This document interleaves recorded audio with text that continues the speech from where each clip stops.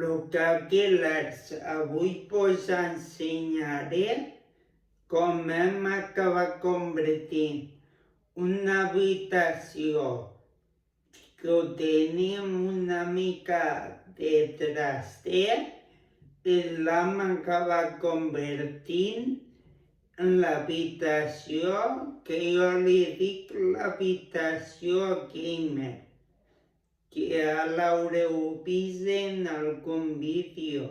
I dir que gràcies a ma mare i a mon pare i a tots els amics i companys que ens han ajudat, hem pogut aconseguir-ho. Espero que vos agrade el canvi.